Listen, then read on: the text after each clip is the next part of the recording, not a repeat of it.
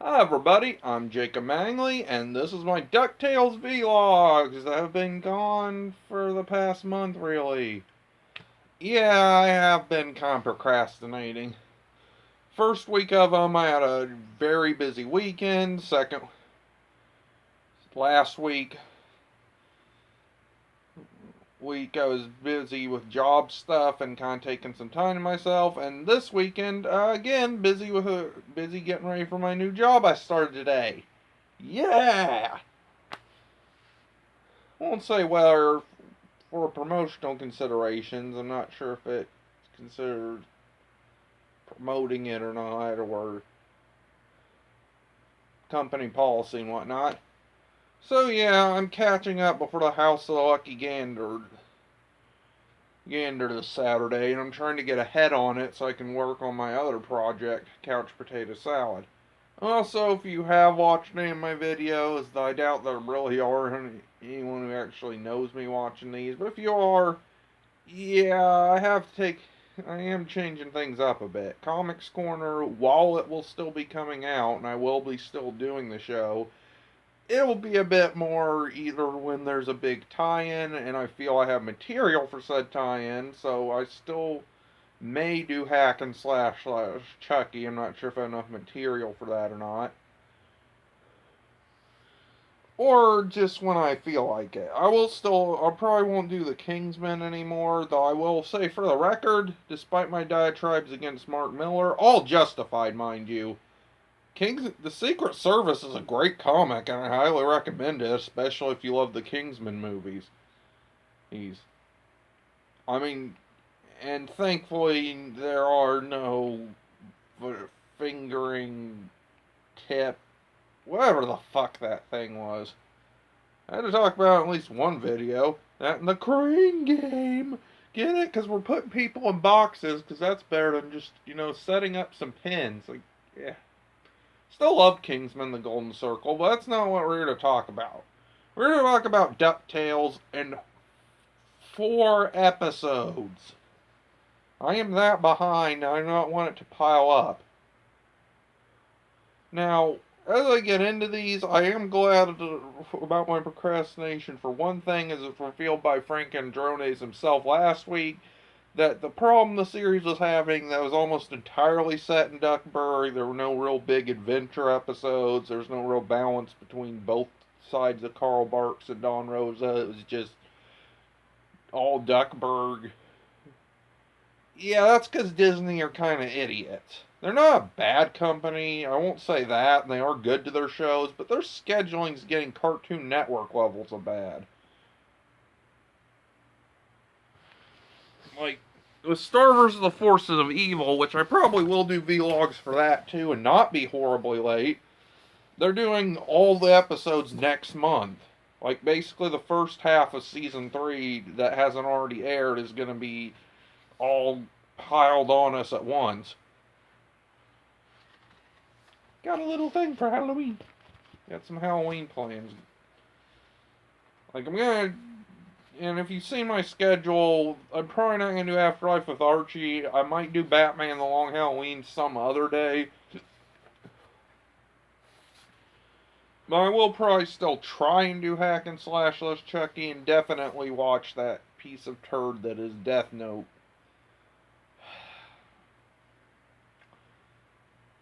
I just have another project I'm going to work on first. Anyways, back to DuckTales. So order's been messed up, and while they did write it, the next episode's The House of the Lucky Gander, which introduces Donald's uber lucky cousin Gladstone. It does annoy me a bit because it pushed back the episodes introducing new antagonist Mark Beaks, who I like as he's a nice update of Roger Duck. Rocker Duck. I forget that sometimes. Who still exists in this continuity. His name's on the map. They're probably just not trying not to pile all the bad guys into one season, and he'll probably show up in season 2 or late this season, if not then. But yeah, the show has that kind of a pacing problem that I need to talk about before I get to the episodes proper. It's basically been kind of slanted towards Webby as well as slanted towards more Duckburg stories. But again, that was scheduling. Huey was supposed to have who has been kind of neglected, was supposed to have a spotlight episode in episode 3 that also focused on the whole family, but that was moved to December because snow. Again, Disney can be kind of idiotic. Like, just piling all Star Wars the forces of evil. I do appreciate it because it means I won't have to wait forever for a lot of this plot line, especially with what the trailer seems to say. But I'll talk more about that in November. I've stalled long enough. Let's go each episode in a row. Now, while I watched The Great Dime Chase first, and it does come before it, I am going to go with Day Trip of Doom first. I liked it a lot. I'll rank all the episodes at the end of the video if I have time, and I plan on doing that, or at least saying as we get more and more episodes where the episode falls in the Season 1 rankings. Things for the series. That was a pretty good episode. The Webby stuff was kind of typical. There were some funny bits, like her threatening a guy with a spork, the entire bus scene, and her saying, "I'm gonna break every bone in her body." Like, there were good stuff. It's just, it was kind of the typical, takes friend who's kind of weird to a place, they ruin things, they feel bad about it, they learn to be themselves. Just kind of typical for a plot after such a strong pilot. What saved the episode for me was Donald and Beakley. Like, just, to me, that proved that they know how to use Donald Duck. Well, he's been missing. He was supposed to be in more episodes. Again, shuffled airing order, bullshit. But, like, the generator scene is comedy gold. Beakley just said he's gonna get himself killed, and then cheerfully humming, and Scrooge basically being like, "I don't really care. I'm gonna go take a bath." Granted, I do wish Scrooge had been more involved in the episode, but I get why not. And Donald also gets to be really badass, so I look forward to more of that this weekend. It's just a fairly decent episode that shows Webby, Donald, and Beakley all off well, and the boys aren't sidelined as they much in a certain episode coming up in this long-ass video. But I like it. These will be kind of shorter than I will for the other ones, but hey, it was a good ep. Not a lot to say. It was basically more comedy-based and less adventure, but after the first episode, the next two being more based in Duckburg was more than acceptable. It's only when they moved other episodes up, when they were supposed to have a much more balanced order, that became a problem, but moving on. The Great Dime Chase. This is one out of the two I was looking forward to more, and it's my second favorite. A lot of people have had a problem with Gyro, and to Frank and Journey's credit, he does have a valid reason.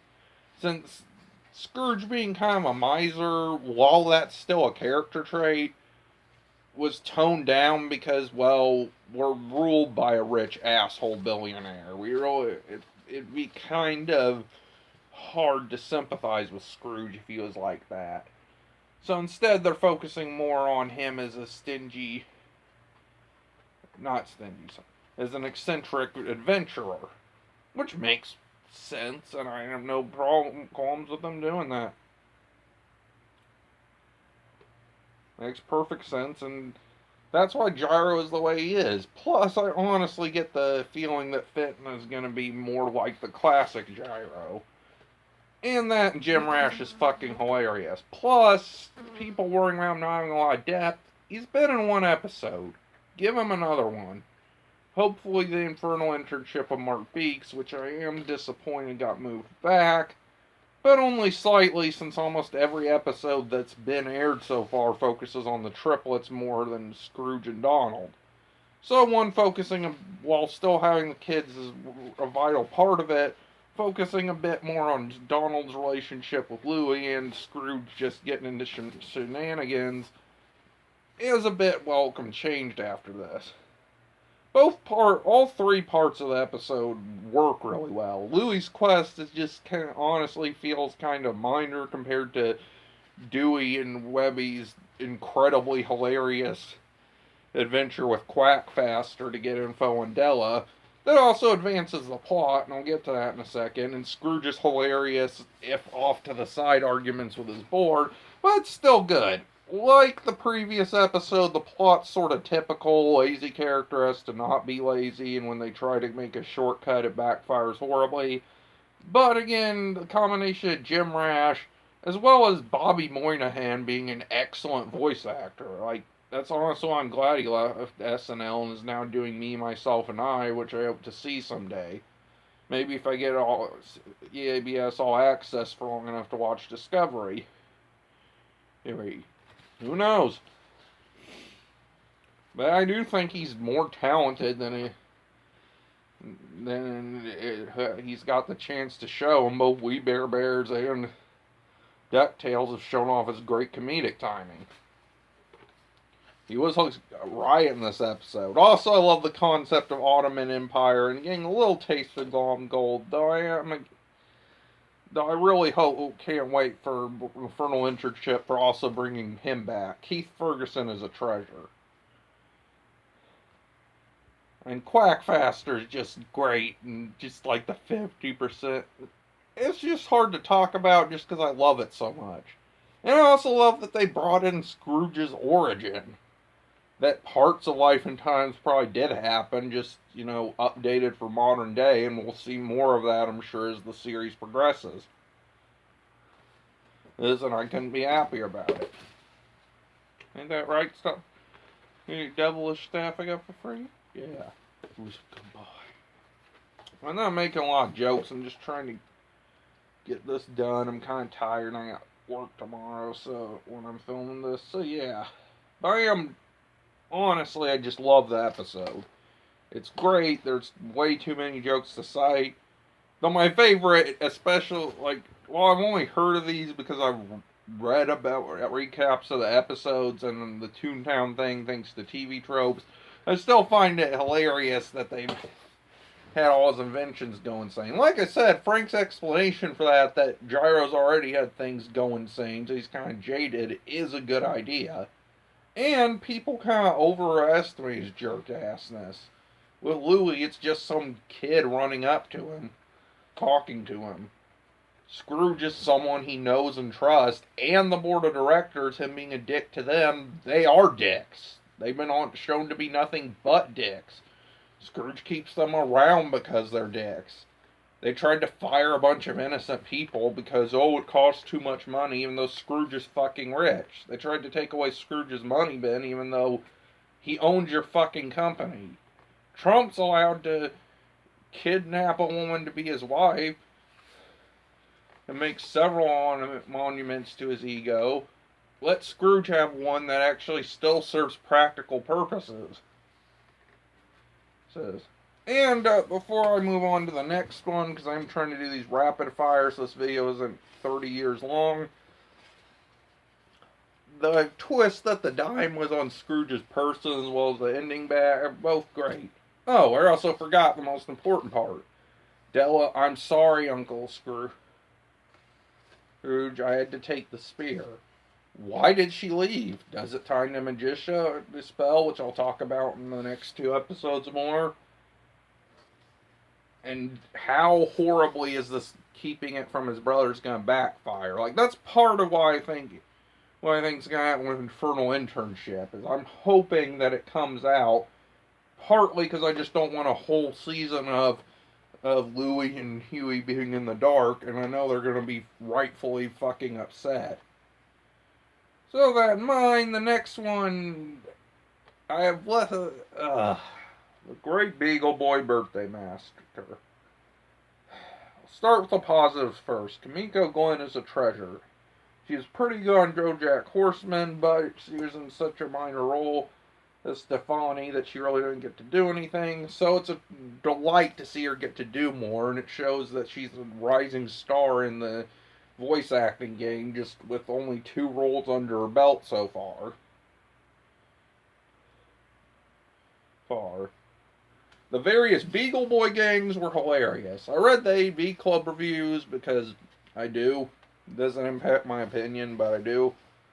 And I disagree with the fact they were too cliche or one note. Yeah, the Beagle Boy gangs are one note, but this being an homage to the Warriors, I haven't seen the film, but as far as I can tell, most of the gangs are one note. One are girls who like to or try to seduce the guys to murder them. Some are on roller skates. The ones at the end are their rivals and have an asshole with bottles on his fingers that still ends up being a cool moment. I'm just saying, they don't have to be the most complicated things. They can be just one-off gags, and you have dozens of them, and all of them are great. From the meanies using them as a punching bags to the glam Yankees being a great game to the deja vu's gag. And probably my favorites are between the friendlies who just have the nicest smiles and just the hilarious gag, and the longboard taquitos, both for the names and just for being 90s stereotypes, especially since the original series, as far as I can tell, is drenched in early 90s and 80s. So, now onto the bad. Actually, no, I have one other good thing. Kate Masucci is also hilarious, and Margot Martindale, and something I realize I forgot to talk about. The Beagle Boys are great. I love Margot Martindale. I haven't seen Justified. I'm willing to watch it just for character actress Margot Martindale. It also seems like she hopped dimensions and had a ton of kids and is now older. So that's where she went for season 4 of BoJack. Go figure. But she's just a delight. From saying they have no birthdays to just the deja vu's gag and just getting more annoyed each time she says it. She's just a treat. She gets a bit more to do in the first episode, but I really can't wait for more of Ma. We do need kind of a cool down after the last few, but I'm glad she's one of the main villains for this. And a lot of personality changes is for making her kind of abusive and kind of a crime boss was for the better than just making her a matronly. The rest of the episode can go screw itself, though. The plot is really badly paced. Lena trying to turn Webby against the nephews makes no goddamn sense. And since it's been a week and a major part of the next episode that I'm going to talk about, she's trying to infiltrate them. Why would she want the nephews gone when helping them makes her look better? Some of her actions, which I questioned both in an AV Club review and here and there, in the next one make more sense. This is just stupid. It's just for conflict. And the boys are written atrociously here. The first scene is fine. They're in their element. We get some cute stuff with Huey. We get the funny gag about Webby getting them the hot dog vest because she thinks Louie would try to eat them before hot dogs. But at the same time, there's no real conflict with them leaving. Melina trying to use that against her thing makes no sense when, yeah, from a distance it looks bad and she'd try to bring that up, but for Webby having any resentment about it doesn't make sense. Her being sad and feeling left out because that's a good thing and a good thing to focus on. But, they all basically turn into arguing dumbasses just to make the plot move. It's just not what I expect from the show. The rest of the episode is some funny gags, but the plot is just bad, and the boys are basically turned into the squabbling dumbasses they could be sometimes in the other cartoons. As funny as the gag where they all speak in unison and all that happen is, they're basically treated all like the same character again, which isn't what the show is good at. It's good at making them distinct. Some people do like Huey, Dewey, and Louie, and I don't hate the original versions. That's what I'm talking about. I love the new versions to death. But I like the fact they made each one distinct, taking some traits from each of them and slopping them on, making them unique, giving them great voice actors. Ben Schwartz is amazing. So's Danny Pudi, and the next episode has more of that. basically, you have a lot of great talent here, but it's wasted. Also, where the fuck was Launchpad? Like, admittedly, my complaining ended up being for naught because the next episode had a lot of him, and I'll get to the problems with that, with how they used him there. But you could have had Donald and Launchpad have it, or have Scrooge and Donald forced to interact, or have them realize the boys and Webby are in danger and go with Beakley, and Beakley's forced to play mediator because they both hate each other, or forces them together. There's a lot of ways you could have involved the adults in this plot while keeping the tension. You have a big epic rescue at the end where they try to rescue them only to find they're escaped, or that could have been a gag. You could have had some fights with the various Beagle Boy factions. And still had a lot of this plot, just trimmed it down and take out the betrayal stuff. Just have Webby, like, them not trust Lena like Beakley doesn't in the next episode. Like, that's just the problem. It's not the episode is bad, it's that it could have been something great, especially with the Warriors homages, which is something I love, and American Dad did one of the best.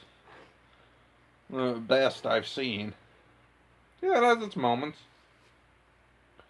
Current Family Guy can burn in hell, but it used to be good. Enough about Seth MacFarlane. I'm running out of time that I can shoot on this video.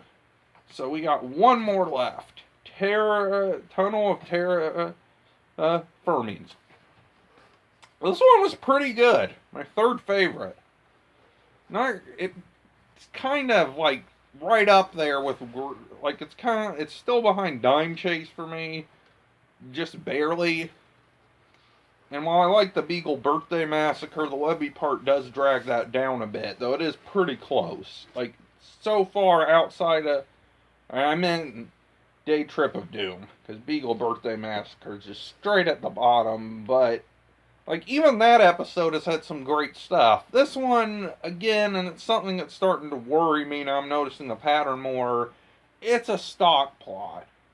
The next one shouldn't be, because while it's a little stock, i.e. character is afraid of their child getting the wrong influence, it works because it's rooted in characterization of Donald, Gladstone, and Louie. Louie's been shown to be lazy, greedy, and selfish. Gladstone is all those things incarnate, and I fucking hate him. Donald loves his nephews and is a much better person, but to the untrained eye, doesn't come off as cool as Gladstone to his nephews. That should be interesting. And here it works too, because Huey just kind of clings to his buying book. And I am curious to see if the pterodactyl is something that actually just shows up in the show, like in the third Snow episode, or in another episode that's out of order, or if it was just an aside gag, and the Junior Woodchuck guidebook has a pterodactyl, yet he still doesn't believe in the Terra Firmians. So that's some good character development, having him basically just admit that's because he's terrified, and some nice ship tease. I know, they're not shipping any of them, but goddamn, I can ship Webby with just about any of the nephews. I only don't ship her with Lena because, well, Lena is slowly stabbing her in the back, and even then I could see it. That and Lena just seems to be a bit too old for Webby. Like, she's a teenager. You ship her Luna Loud or someone. I'm a huge crossover shipper, so, yeah, that's a thing. And that'll probably come up more and more as we get into the series. Whee! And Louie was used well. He's the comic relief this time, but he was fucking hilarious, especially that squish face reaction and him just reacting to both Webby and Dewey staring angrily at him. He was one of the best parts of the episode. Beakley was also great if she's a bit too harsh on Lena, but given she's been established as overprotective, it works. And we got to finally hear magic finishes a spell. And it's Catherine Tate, who, if you don't know, but you probably do at this point, she worked with David Tennant on Doctor Who as Donna Noble, and what I've seen of Season 4, which admittedly and shamefully isn't the whole thing, but I've seen a few episodes, and especially Fires of Pompeii show off she's great, and has great comedic talent, but damn, Like, she isn't my first choice for playing the big bad, who's apparently on the same level of Bill Cipher, according to one of the storyboard artists, and is just big, dark, and menacing compared to the other villains, who all have some sort of comedic trait. I think Mark Beeks is going to be like social media and technology, that sort of thing. We'll see in a week or two. And Glomgold is just over the top evil and just all loving it. And Mob Eagle just is kind of basically playing off her idiot sons. Here, Magica is a pure evil. And yeah, the twist didn't save the last episode, but that subplot enhances this one and is why it's one of my favorites. Because on its own it isn't the best, but with that, it's just fucking amazing. Like, just the shadow animation is great. Catherine Tate's voice acting with is great. And Kimiko Glenn's just, and of course the music when you choose to save her is good. And while this is a standard arc, villainess who's undercover slowly dithers, but we don't know enough about why she's doing all this yet, and I'm sure we'll get more as the arc progresses. But I like it a lot. It was just well done. The Launchpad subplot, I have mixed feelings about. I haven't gotten much into the main plot. Well, actually, I did. I like it a lot. I like that built-up Huey. I do want to see some more side stem, and that's why I want to see Infernal Internship in the Snow episode. And Danny Pudi is just a great, especially in the emotional scene reveals he's scared. Okay, we're almost out of time, so it's time to talk about the Launchpad subplot. On one hand, I like it because it's fucking hilarious. From him just staring at Dewey to Dewey's, this is literally too dumb to care for me to care about face. Just like the animation there, even if Ben Schwartz doesn't get a lot to do in that subplot, is just fucking gold. Like, it reminds me of Jim Halper from The Office. Ironic enough to bring up since Catherine Tate was apparently on The Office and did a terrible job. I did not watch the last 2 seasons. I was already kind of burned out at that point. But that's what it reminded me of. Just the, what the fuck is he saying faces. And there were some really funny gags out of it. Like Launchpad wrapping around his quick acceptance when Beakley just sort of says, no, you're not a monster. Okay. Guess I'm not. And my favorite, which is also really fucking dark, is when Launchpad, taking Dewey with him so he can keep an eye on him, brings a pipe with him as if he's going to strike a child from behind. They probably didn't follow up on that because that is dark, but God, is that hilarious. So yeah, after a really disappointing 4th episode, Tunnel of the Terra Firmians, much better. Next week, as I've talked about it throughout the video, House of the Lucky Gander, which I look forward to, especially for that shown in both the season-wide trailer, which really didn't show almost anything, and just a few clips from the upcoming episode this Saturday, and the trailer for House of the Lucky Gander itself, just like the weird money vortex that apparently shows up partway through. Like, that looks cool. And Macaw just looks to be a nice, ritzy, Vegas-like setting. Or, like, Cabo or something like that. I don't know what it's going to be like or what it's going to represent, but that's going to be fun. And I look forward to it. I'll see you in a few days for that. And I'm having more before that. Because it's Halloween. But seriously, tune in.